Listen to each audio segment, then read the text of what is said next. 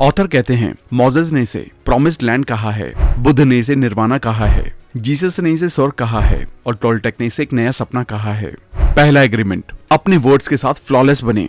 दूसरा एग्रीमेंट, कुछ पर्सनली ना लें। तीसरा एग्रीमेंट, अजम्पशन ना बनाएं। चौथा एग्रीमेंट, हमेशा अपना बेस्ट दें। एक बार की बात है, जैक नाम का एक आदमी था। जैक के पास वो सब कुछ था जिसका उसने कभी सपना देखा था, एक हाई पेइंग जॉब, एक सुंदर घर और एक प्यारी फैमिली। हालांकि अपनी दिखने वाली परफेक्ट लाइफ के बावजूद जैक ने खालीपन और डिससैटिस्फैक्शन की सेंस को महसूस किया। एक दिन जैक ने अपने बिजी शेड्यूल से छुट्टी लेने का फैसला किया और एक रिमोट पहाड़ी रिट्रीट की यात्रा की। वहां उनकी मुलाकात एक बूढ़े मॉन्क से हुई जो पर्सनल फ्रीडम और स्पिरिचुअल ग्रोथ के लिए जीते थे। मॉन्क के शांतिपूर्ण बिहेवियर और बुद्धिमान वर्ड से इंप्रेस होकर जैक ने वहीं रहने और उनसे सीखने का फैसला किया। अगले कुछ हफ्तों के दौरान जैक ने सीखा कि पर्सनल फ्रीडम और स्पिरिचुअल ग्रोथ का मतलब ज्यादा पैसे कमाना या ज्यादा सक्सेस हासिल करने के बारे में नहीं था। ये बाहरी चीजों से अटैचमेंट को दूर करने और मेडिटेशन, सेल्फ रिफ्लेक्शन और कंपैशन के माध्यम से आंतरिक शांति पाने के बारे में था। जैसे ही जैक ने अपनी डेली लाइफ में इन टीचिंग को प्रैक्टिस करना शुरू किया, उन्होंने अपने पर्सपेक्टिव में गहरा बदलाव देखा। उन्हें अब और ज्यादा के लिए लगातार मेहनत करने और दूसरों से अपना कंपैरिजन करने की जरूरत महसूस नहीं हुई। इसके बजाय उन्होंने लाइफ के सिंपल मोमेंट्स को एंजॉय किया, जैसे कि सनसेट देखना या अपनी फैमिली के साथ वक्त बिताना। इसके अलावा उन्होंने महसूस किया कि सच्ची फ्रीडम अंदर से आती है, बाहरी सिचुएशन से नहीं। कुछ सालों बाद जैक अपनी बिजी लाइफ में लौट आए, लेकिन क्लैरिटी और संतोष की एक नई भावना के साथ। उन्होंने सीखी हुई टीचिंग्स को प्रैक्टिस करना जारी रखा और उनकी लाइफ उनकी इनर स्टेट का रिफ्लेक्शन बन गई, जो कि जॉय, प्यार और मीनिंगफुल कनेक्शन से भरी थी। एंड में जैक ने महसूस किया कि सबसे बड़ा गिफ्ट जो हम खुद को दे सकते हैं वो है पर्सनल फ्रीडम और स्पिरिचुअल ग्रोथ का गिफ्ट। जब हम खुद को अपनी ईगो की लिमिट से फ्री करते हैं और अपने ट्रू नेचर से जुड़ते हैं, तो हम शांति, फुलफिलमेंट और आनंद के जीवन का एक्सपीरियंस ले सकते हैं। अब ये सब हम अपनी लाइफ में कैसे एक्सपीरियंस कर सकते हैं, इसलिए आज हम एक बहुत ही अमेजिंग बुक के बारे में बात करने वाले हैं, द 4 एग्रीमेंट्स, जिसे डॉन मिगुल ने लिखा है। इस बुक को इंडिया में वाव पब्लिशिंग ने पब्लिश किया है, जो दुनिया की बेस्ट किताबों को बहुत सी इंडियन लैंग्वेजेस में ट्रांसलेट करके पब्लिश करते हैं। आप डिस्क्रिप्शन के लिंक से बुक की ओरिजिनल कॉपी खरीद सकते हैं। इस बुक में हम ऐसे 4 एग्रीमेंट के बारे में समझेंगे जो पावरफुल आदतों को बनाने में हमारी मदद करते हैं। ये 4 एग्रीमेंट हमारी लाइफ को फ्रीडम, सच्ची खुशी और प्यार के एक नए एक्सपीरियंस में तेजी से बदल सकते हैं। किताब से हमें अपने माइंड और लाइफ पर ज्यादा कंट्रोल पाने में मदद मिलेगी। किताब की मदद से हम सभी को दुनिया की बनाई गई उन सेल्फ लिमिटिंग बिलीफ से निपटने में मदद मिलेगी जिसने हमारी खुशी और खुद से प्यार करने की इच्छाओं को खत्म कर दिया है। इस किताब को 1997 में पब्लिश किया गया और इसकी सिर्फ अमेरिका में 90 लाख से ज्यादा कॉपीज बिक चुकी हैं। दुनिया भर में 46 लैंग्वेजेस में इसका ट्रांसलेशन किया गया। 2001 में ऑपरा विनफ्रे शो में और फिर 2013 में टीवी शो पर दिखाए जाने के बाद इस किताब को बहुत पॉपुलैरिटी मिली। इस किताब ने बहुत से लोगों को इंस्पायर किया है, जिनमें बहुत से जाने माने राइटर भी शामिल हैं। किताब को अच्छे से समझने के लिए हम इस किताब को 9 चैप्टर में डिस्कस करने जा रहे हैं। ये वीडियो थोड़ी सी लंबी हो सकती है क्योंकि हम हमेशा यही कोशिश करते हैं कि कभी भी कंटेंट पे कॉम्प्रोमाइज ना हो, इसलिए वीडियो को एंड तक जरूर देखें। और अगर आप हमारे चैनल पर पहली बार आए हैं तो इमीडिएटली चैनल को सब्सक्राइब जरूर कर दें। तो चलिए फिर शुरू करते हैं। सबसे पहले ये जानते हैं कि टोल्टेक क्या है। हजारों साल पहले टोल्टेक को पूरे साउदर्न मैक्सिको में वुमेन और मेन ऑफ नॉलेज के रूप में जाना जाता था। टोल्टेक कल्चर 10वीं और 12वीं सेंचुरी के बीच पुराने समय के मैक्सिको में डेवलप हुआ था। उन्होंने 1000 तरह की अलग अलग आवाजों के अनार्की का बयान करने के लिए माइटॉट वर्ड का इस्तेमाल किया था, जिससे वो सभी एक साथ दिमाग से बात करने की कोशिश करते थे। एंथ्रोपोलॉजिस्ट ने टोल्टेक को एक नेशन या एक जाति के रूप में बताया है, लेकिन एक्चुअल में टोल्टेक वो साइंटिस्ट और आर्टिस्ट थे जिन्होंने पुराने समय के लोगों को स्पिरिचुअल नॉलेज और प्रैक्टिस का पता लगाने और उनको सेव करने के लिए एक कल्चर बनाया था। उन्हें मास्टर कहा गया था। वो एक साथ मेक्सिको सिटी से बाहर पिरामिड के पुराने शहर टियोटिहुआकन, जिसे उस जगह की तरह जाना जाता है जहाँ इंसान भगवान बनते हैं, यहाँ स्टूडेंट के रूप में आए थे। टोल्टेक बनने के लिए 3 स्किल्स का होना बहुत जरूरी है। पहली, अपनी अवेयरनेस यानी कि जागरूकता पर कंट्रोल होना, मतलब आपको अपनी सभी पॉसिबिलिटीज के साथ जागरूक होना होता है कि आप एक्चुअल में कौन हैं। दूसरा, बदलाव को ओवरकम कर पाना, मतलब हमें कैसे बदलना है, कैसे डोमिनेशन से फ्री होना है। तीसरा, इंटेंशन पर कंट्रोल रखना। टोल्टेक के पर्सपेक्टिव से इंटेंशन का मतलब जीवन के उस हिस्से से है जो हमें एनर्जी देता है। जब हम अपनी सारी एनर्जी का इस्तेमाल करना सीख जाते हैं तो हम भगवान की ताकत को महसूस कर सकते हैं। इंटेंशन बिना किसी शर्त की लाइफ को जीना है। इंटेंशन पर कंट्रोल को इसलिए प्यार की मास्टरी भी कहा जाता है। 4 एग्रीमेंट हमें अपनी लाइफ को बेहतर और अच्छे बदलाव लाने में मदद करते हैं और टोल्टेक की मास्टरी करने वाले लोग जमीन पर ही स्वर्ग बनाते हैं, जिससे प्लेनेट को स्वर्ग बनाने का सपना आपके खुद के सपने में बदल जाता है और आप बिना किसी डर के उस सपने को पूरा करने की कोशिश करते हैं। आप अपने डर के समझौतों को बदलकर अपनी लाइफ में बेहतर बदलाव ला सकते हैं। इसके साथ ही आप अपने खुद के दिमाग को अपने तरीके से रिप्रोग्राम कर सकते हैं। आइए अब जानते हैं कि एक प्लैनेट का सपना क्या होता है। हम सभी लोग सपने देखने की कैपेसिटी के साथ पैदा हुए हैं और हमारे सामने रहने वाले इंसान हमें सिखाते हैं कि प्लैनेट के सपने कैसे देखे जाते हैं। प्लैनेट के सपने में इतने सारे रूल होते हैं कि जब एक नया इंसान पैदा होता है तो हम उस बच्चे का ध्यान उन रूल्स की तरफ अट्रैक्ट करते हैं और बच्चा उन्हें अपनाना शुरू कर देता है। सोसाइटी हमें प्लैनेट का सपना देखना सिखाने के लिए हमारे माँ बाप, स्कूल और धर्म का इस्तेमाल करती है, जिसके साथ ही सोसाइटी हमें जिंदा रहने के लिए कुछ चीजें सिखाती है, जिसमें एक मेडिटेशन भी है। मेडिटेशन वो कैपेसिटी होती है जिससे हमें सिर्फ उस पर ध्यान लगाना होता है जिसे हम देखना चाहते हैं। हम एक साथ लाखों चीजों को देख सकते हैं, लेकिन अपने ध्यान का इस्तेमाल करके हम जो कुछ भी देखना चाहते हैं सिर्फ उसे अपने दिमाग में रख सकते हैं। हमारे आसपास के बड़े बूढ़ों ने हमारा ध्यान अट्रैक्ट किया है और रिपीटिशन के जरिए से हमारे दिमाग में सोसाइटी की सारी इन्फॉर्मेशन डाली है। इस तरह हमने वो सब कुछ सीखा है जो आज हम जानते हैं या जिसका इस्तेमाल हम अपनी लाइफ को जीने के लिए करते हैं। प्लैनेट का सपना हमारा ध्यान अट्रैक्ट करता है और हमें सिखाता है कि हम किस चीज पर भरोसा कर सकते हैं। आइए इसकी शुरुआत हम उस लैंग्वेज से करते हैं जो हम बातचीत के लिए इस्तेमाल करते हैं। लैंग्वेज अपनी बात दूसरों को समझाने का एक तरीका है। हर लैंग्वेज का हर एक लेटर एक एग्रीमेंट होता है। हम इसे एक किताब में एक पेज कहते हैं, मतलब वर्ड्स पेज का एक एग्रीमेंट जिसे हम समझते हैं। एक बार जब हम पेज पर लिखे वर्ड्स को समझ लेते हैं तो आप अपना ध्यान उस बात को दूसरों को समझाने के लिए लगा सकते हैं। जब हम बच्चे थे तो हमारे आसपास के लोगों ने हमारा बिलीफ सिस्टम बनाया था, क्योंकि बच्चों के रूप में हमारे पास अपने बिलीव्स को चुनने का ऑप्शन नहीं होता है, लेकिन हम उन सभी इन्फॉर्मेशन और बातों को मान सकते हैं जो हमें बाकी लोगों के जरिए बताई गई थी। इन्फॉर्मेशन इकट्ठा करने का अकेला तरीका एग्री होना होता है। प्लैनेट का सपना आपका ध्यान खींच सकता है, लेकिन अगर आप एग्री नहीं होते हैं तो आप उस इन्फॉर्मेशन को नहीं अपनाते हैं जो आपको सोसाइटी देती है। जैसे ही हम एग्री होते हैं और उस बात पर भरोसा करने लगते हैं जो आपको सोसाइटी बताती है, तो ये आपका सच्चा बिलीफ बन जाता है। इसलिए सही मायने में भरोसा करना बिना किसी शर्त के भरोसा करना होता है। अब हम इंसानों के डोमेस्टिकेशन के बारे में बात करेंगे। प्लैनेट के सपनों को अपनाकर हम सभी एक तरह से इंसानी पेट्स बनने लगते हैं, क्योंकि हम वही चीजें समझते हैं जो हमें सोसाइटी सिखाती है और उनके बताए गए तरीकों से सारे काम करते हैं, जिससे हमारी लाइफ पर कंट्रोल नहीं रहता, क्योंकि हमें शुरू से ही लोगों की बातें सुनना और उनके अकॉर्डिंग काम करना सिखाया जाता है। जब हम बच्चे होते हैं तो सबसे पहले हमें चीजों के नाम सिखाए जाते हैं, जैसे शुरुआती चीजें जैसे बोतल, दूध या पकड़ना।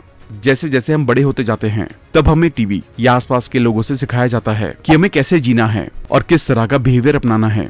सीधे वर्ड्स में कहें तो प्लैनेट का सपना हमें इंसान बनना सिखाता है। हम एक तरह से खुद के ही पेट बन जाते हैं, क्योंकि हम उन सभी चीजों को खुद अपनाने लगते हैं जिसमें हमारा बिलीफ सिस्टम काम आता है। ये लॉ की एक किताब की तरह है जो हमारे दिमाग पर राज करती है, मतलब बिना कोई सवाल किए हम उन सभी चीजों पर भरोसा कर लेते हैं जो हमें बचपन से बताई गई होती हैं।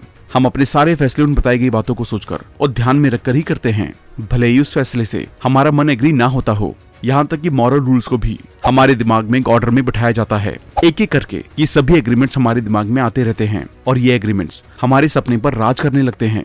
जिस तरह गवर्नमेंट के पास लॉ की एक किताब है जो प्लैनेट के सपने को कंट्रोल करती है, उसी तरह हमारा बिलीफ सिस्टम लॉज की एक किताब है जो हमारे इंडिविजुअल सपने को कंट्रोल करता है। ये सारे लॉज हमारे दिमाग में मौजूद होते हैं, हम उन पर भरोसा करते हैं और हमारे अंदर का जज इन रूल्स के अकॉर्डिंग ही काम करता है। और यही वजह है कि फैसले प्लैनेट के बनाए गए रूल से लिए जाते हैं और सजा हमें भुगतनी पड़ती है। ह्यूमैनिटी का सच्चा मतलब सच, जस्टिस और सुंदरता की तलाश करने में होता है। हम सच को ढूंढ रहे हैं क्योंकि हम सिर्फ उस झूठ पर भरोसा करते हैं जो हमने अपने दिमाग में इकट्ठा किए हैं। हम जस्टिस की तलाश में हैं क्योंकि हमारे पास जो बिलीफ सिस्टम है उससे जस्टिस नहीं मिलता है। हम सुंदरता की तलाश करते हैं क्योंकि इससे कोई फर्क नहीं पड़ता है कि कोई इंसान कितना ज्यादा सुंदर है, जब तक हम ये नहीं मानते हैं कि सब इंसानों में सुंदरता है। हम ह्यूमैनिटी की तलाश बाहरी दुनिया में करते हैं, जबकि सब कुछ पहले से ही हमारे अंदर होता है। ढूंढने से हमें आसानी से सच दिखाई नहीं देता है, क्योंकि हम जिस तरफ भी देखते हैं वहाँ सिर्फ सच दिखाई देता है। लेकिन जिन एग्रीमेंट्स और भरोसे को अपने दिमाग में इकट्ठा किया है, इन एग्रीमेंट्स के सच को समझने के लिए हमारे पास सही समझ नहीं है। और यही वजह है कि हम इस सोसाइटी में रहने वाले इंसानों के पेट्स बन गए हैं। अब हम मिटोटे के बारे में जानेंगे, जो कि इंसानों के मन का एक स्टेट है। हमारा पूरा दिमाग एक कोहरे की तरह है, जिसे टोल्टेक ने मिटोटे कहा है। हमारा मन एक सपने की तरह है, जहाँ एक ही वक्त में 1000 लोग बात करते हैं और उनमें से कोई भी एक दूसरे को नहीं समझता है। ये हमारे मन का स्टेट है जो काफी बड़ा होता है। उस बड़े मिटोटे से आप ये नहीं देख सकते कि आप एक्चुअल में क्या हैं। इंडिया में लोग मिटोटे को वो माया कहते हैं, जिसका मतलब कंफ्यूजन होता है। आप अपने और दुनिया के बारे में जो कुछ भी मानते हैं वो सब कुछ आपके दिमाग में मौजूद है, और इसी वजह से हम ये नहीं देख सकते कि हम एक्चुअल में कौन हैं, और हम ये भी नहीं देख सकते कि हम फ्री नहीं हैं। हम सभी के दिमाग में एक बड़ा मीटर बहुत सारी एनार्की को पैदा करता है, जो हमें हर चीज को गलत तरह से देखने और गलत समझने की वजह बनते हैं। हम वही देखते हैं जो हम देखना चाहते हैं, और वही सुनते हैं जो हम सुनना चाहते हैं, और हम चीजों को वैसे नहीं समझते जैसे वो असलियत में होती हैं। एग्जाम्पल के लिए ऐसा समझे कि आपका मन एक कंप्यूटर है और अपनी बात की तुलना कंप्यूटर के उस वायरस से करें जिससे कंप्यूटर को नुकसान होता है, क्योंकि कंप्यूटर या हमारा मन उन गलत इन्फॉर्मेशन को इकट्ठा कर रहा होता है जो हमारी दिमागी सेहत के लिए नुकसानदायक हो सकता है। गलत इन्फॉर्मेशन का एक छोटा सा टुकड़ा लोगों के बीच बात करने के तरीके को खराब कर सकता है। जैसे कि अगर हम किसी को गलत इन्फॉर्मेशन देते हैं तो वो लोग उन गलत इन्फॉर्मेशन के अकॉर्डिंग ही काम करते हैं, जो उनके लिए बहुत गलत हो सकता है। इमेजिन कीजिए कि हर बार जब दूसरे लोग आपसे बात करते हैं तो वो आपके दिमाग में कंप्यूटर वायरस डाल देते हैं, जिससे आप हर बार थोड़ा कम सही तरह से सोचने लगते हैं। फिर इमेजिन कीजिए कि अपनी कंफ्यूजन को दूर करने या कुछ राहत पाने के लिए आप किसी और से बात करते हैं और इस वायरस को उन लोगों तक फैला देते हैं। अब इमेजिन कीजिए कि ये पैटर्न दुनिया पर सभी इंसानों के बीच कभी ना खत्म होने वाली चेन की तरह चल रहा है, और आखिर में वही दुनिया बचेगी जो सिर्फ गलत इन्फॉर्मेशन के जरिए से बनी हुई है। ये गलत इन्फॉर्मेशन एक तरह का जहरीला वायरस है जिसे टॉलटेक ने माइटोट कहा है। इस तरह की गलत इन्फॉर्मेशन से बचने के लिए खुद से 4 एग्रीमेंट करें। पहला एग्रीमेंट, अपने वर्ड्स के साथ फ्लॉलेस बने। पहला एग्रीमेंट सबसे जरूरी है और ये करने के लिए भी सबसे मुश्किल है। ये इतना जरूरी है कि सिर्फ इस पहले एग्रीमेंट से आप एग्जिस्टेंस के उस लेवल तक पहुंच सकते हैं जिससे ऑथर धरती पर स्वर्ग कहते हैं। पहला एग्रीमेंट है, अपने वर्ड्स के साथ फ्लॉलेस बने। वर्ड जितना हम समझते हैं उससे कहीं ज्यादा पावरफुल होते हैं। वो लेवल, कॉन्सेप्ट्स, रिलेशनशिप और ट्रस्ट को बनाने के लिए बहुत जरूरी होते हैं। आपको नुकसान पहुंचाने वाले कंफ्यूजन को पैदा करने से बचने के लिए अपने आप पर या दूसरों पर उस कंफ्यूजन का इस्तेमाल करते समय बहुत ज्यादा सावधान रहें। सिर्फ वही बातें कहने की आदत डालें जो आप अपने भले के लिए कहते हैं, और अगर जब किसी भी तरह का शक हो, मतलब आपको कोई बात किसी भी तरह से गलत लगे, तो उस बात को किसी से भी ना कहें। अगर आप फ्री होना चाहते हैं, खुश रहना चाहते हैं, और अगर आप एग्जिस्टेंस के लेवल मतलब नरक को पार करना चाहते हैं, तो आप अपने आप से ये पहला एग्रीमेंट जरूर करें। अपने वर्ड्स के जरिए से आप अपनी क्रिएटिव पावर को सबके सामने एक्सप्रेस करते हैं। वर्ड्स के जरिए ही आप सब कुछ बताते हैं। आप चाहे जो भी लैंग्वेज बोलते हो, आपका इरादा वर्ड के जरिए से ही जाहिर होता है। आप जो सपने देखते हैं, आप जो महसूस करते हैं, या आप जो एक्चुअल में हैं, वो सब कुछ आपके वर्ड्स के जरिए से ही जाहिर होता है। इसलिए ध्यान रखें कि आप बोलते वक्त किस तरह के वर्ड्स का इस्तेमाल करते हैं। अपने वर्ड्स के साथ फ्लॉलेस होने से आप अपनी एनर्जी का सही इस्तेमाल कर सकते हैं। मतलब आप अपनी एनर्जी का इस्तेमाल सच की दिशा में और अपने आप से प्यार करने के लिए कर सकते हैं। अगर आप अपने वर्ड्स के साथ फ्लॉलेस होने का एग्रीमेंट करते हैं तो बस उस इरादे से आप सच्चाई को हासिल कर सकते हैं। ध्यान रखें, सिर्फ सच ही हमें फ्री कर सकता है। आप अपने वर्ड्स की गलती को अपने खुद से प्यार करने के लेवल के जरिए से मेजर कर सकते हैं। आप अपने आप से कितना प्यार करते हैं और आप अपने बारे में कैसा महसूस करते हैं, ये सब आपके वर्ड्स की क्वालिटी और वननेस से जुड़ा हुआ है। जब आप अपने वर्ड्स में कोई भी गलती नहीं करते हैं तो आप अच्छा महसूस करते हैं, और इसी तरह आप खुशी और शांति महसूस करने लगते हैं। इसलिए आज ही अपने वर्ड्स के साथ फ्लॉलेस होने का एग्रीमेंट करें। दूसरा एग्रीमेंट, कुछ पर्सनली ना लें। अगले 3 एग्रीमेंट्स एक्चुअल में पहले एग्रीमेंट से क्रिएट हुए हैं। दूसरे एग्रीमेंट को करने के लिए खुद से किए गए पहले एग्रीमेंट को याद रखें और उन्हें अपनी लाइफ में हमेशा अपनाएं। अगर आप पहले 2 एग्रीमेंट्स को प्रैक्टिस करते हैं तो आप 75% उन छोटे एग्रीमेंट्स को आसानी से कर सकते हैं जो आपको अर्थ पर मौजूद नर्क में फंसा कर रखते हैं। अगर आप इस दूसरे एग्रीमेंट को एक आदत बना सकते हैं तो आप पाएंगे कि कुछ भी आपको वापस से नर्क में नहीं डाल सकता है। जब आप पर्सनल रूप से कुछ भी नहीं लेते हैं तो आपके पास एक बड़ी फ्रीडम होती है। जब आप इसे पर्सनल रूप में लेते हैं, क्योंकि जो कुछ भी आपसे कहा गया था आप उससे एग्री होते हैं, जैसे ही आप उन बातों को मंजूरी देते हैं तो आप नरक के सपने में फंस जाते हैं। जिस चीज की वजह से आप फंसते हैं उसे ऑथर पर्सनल इंपॉर्टेंस कहते हैं। पर्सनल इंपॉर्टेंस या चीजों को पर्सनल रूप से लेना आपको सेल्फिश या लालची बनाता है, क्योंकि हम ये अजम्पशन बना लेते हैं कि सब कुछ हमारे खुद के बारे में है। हमारी पढ़ाई के वक्त के दौरान या जब हमारे पास पेट्स होते हैं उसके दौरान हम सब कुछ पर्सनल रूप से लेना सीखते हैं। हमें लगता है कि हम हर चीज के लिए खुद जिम्मेदार हैं। आप जो कुछ भी सोचते हैं, जो कुछ भी आप महसूस करते हैं, ये सिर्फ आपकी प्रॉब्लम होती है। इससे किसी और का कोई मतलब नहीं होता। ये वो तरीका है जिससे आप दुनिया को देखते हैं। ये कुछ भी पर्सनल नहीं है, क्योंकि आप अपने साथ बिहेव कर रहे होते हैं, किसी और के साथ नहीं। दूसरों का बिलीफ सिस्टम उनके अकॉर्डिंग होता है, इसलिए वो आपके बारे में जो कुछ भी सोचते हैं वो एक्चुअल में उनके बारे में ही होता है। क्योंकि हम सभी लोगों को वैसे पहचानते हैं जैसे हमारी समझने की ताकत होती है। अगर आप बिना किसी डर के जीते हैं या अगर आप किसी से भी प्यार करते हैं तो इनमें से किसी भी फीलिंग के लिए आपकी लाइफ में कोई भी जगह नहीं है। अगर आप इनमें से किसी भी फीलिंग को महसूस नहीं करते हैं तो ये बहुत ज्यादा पॉसिबल है कि आप अच्छा महसूस करेंगे। जब आप अच्छा महसूस करते हैं तो आपके आसपास सब कुछ अच्छा होता है। जब आपके आसपास सब कुछ अच्छा होता है तो सब कुछ आपको खुश करता है। आप अपने आसपास की हर चीज से प्यार कर रहे हैं क्योंकि आप खुद से प्यार कर रहे हैं। आप जैसे हैं वैसे ही आपको रहना पसंद है और आप अपने आप से सेटिस्फाइड होते हैं क्योंकि आप अपनी लाइफ से खुश रहने लगते हैं। इसलिए आपको खुशी का एग्रीमेंट खुद से ही करना होगा। आपको पर्सनल रूप से कुछ भी नहीं लेना चाहिए क्योंकि चीजों को पर्सनल रूप से लेने से आप अपने आप से प्यार करना कम कर देते हैं। हम सभी लोग अलग अलग लेवल्स पर अलग अलग तरह से दुखों का सामना करते हैं और हम इन दुखों को बनाए रखने के लिए एक दूसरे का सपोर्ट करते हैं। इंसान एक दूसरे को मदद करने के लिए हमेशा तैयार रहते हैं जब वो दर्द में होते हैं।